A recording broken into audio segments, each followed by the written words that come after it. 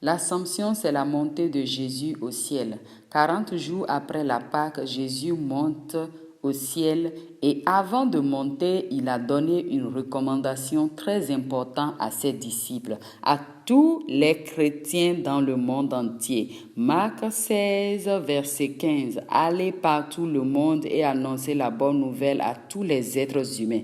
Celui qui croira et qui sera baptisé sera sauvé, mais celui qui ne croira pas sera condamné. Ça, c'est la recommandation du Père pour tous les enfants de Dieu dans le monde entier. C'est pourquoi toi qui m'écoutes, tu n'as pas besoin d'avoir un titre, tu n'as pas besoin d'être pasteur avant d'annoncer la bonne nouvelle. La bonne nouvelle, c'est pour tous les chrétiens, c'est pour tous les enfants de Dieu d'annoncer la bonne nouvelle. Tu peux annoncer la bonne nouvelle au travers de ton témoignage personnel, au travers de ta vie de chaque jour, partout où tu passes, même dans les bus, au marché, un peu partout, tu peux partager la bonne nouvelle. La bonne nouvelle, c'est ce que Jésus a fait dans ta vie. C'est ce que Jésus a fait sur la croix pour l'humanité. Dieu ne fait pas de différence. C'est pourquoi il est écrit dans Jean 3,16. Car il a tant aimé le monde, il a donné son Fils unique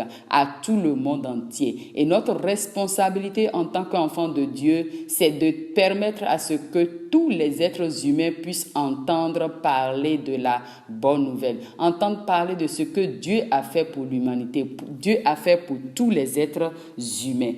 De croire que Jésus-Christ est le Fils de Dieu. Et le verset 16 nous dit que celui qui croit et qui sera baptisé sera sauvé. Et celui qui ne croira pas sera baptisé. Ça, c'est quelque chose de très important à partager avec tous ceux-là à qui on partage la bonne nouvelle, car il est écrit que celui qui ne va pas croire serait condamné. Donc nous avons la possibilité, nous avons tous l'opportunité d'entendre la bonne nouvelle et de croire. Donc lorsque nous refusons de croire, nous devons comprendre qu'il y a une condamnation qui nous attend. Ça, c'est la parole de Dieu qui le dit, que celui qui ne va pas croire serait condamné.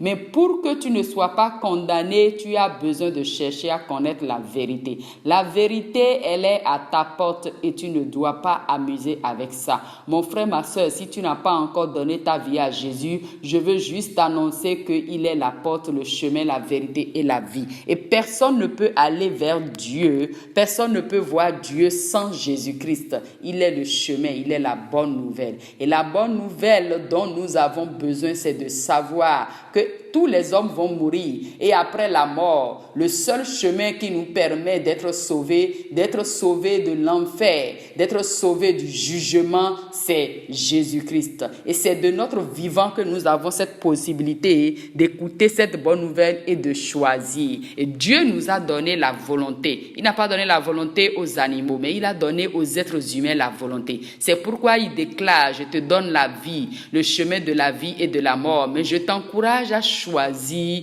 la vie. Je t'encourage, toi qui m'écoutes en ce moment, à choisir Jésus-Christ comme Seigneur et Sauveur et tu serais sauvé. Le vide que tu sens dans ton cœur, rien ne peut combler ça. Aucune richesse de ce monde ne peut donner la solution à tes problèmes, ne peut régler le vide. Chaque être humain ressent un vide à l'intérieur de lui-même. Parfois, on pense que quand on est riche, ce vide doit être comblé, mais c'est impossible. Parfois, on pense que si on est marié, ce vide serait comblé. Quel que soit ce que tu penses que si tu fais, tu vas combler ce vide dans ton cœur, cela est impossible. Il n'y a rien sur terre qui peut combler ce vide. Le vide dans le cœur de chaque être humain, c'est Jésus-Christ seul qui peut combler ce vide-là, car il nous a créés. Dieu nous a créés à son image et nous ne pouvons pas être séparés de lui. C'est pourquoi je t'encourage à choisir Jésus-Christ comme Seigneur et Sauveur et tu serais sauvé. Partage cette vidéo et partage la bonne nouvelle autour de toi.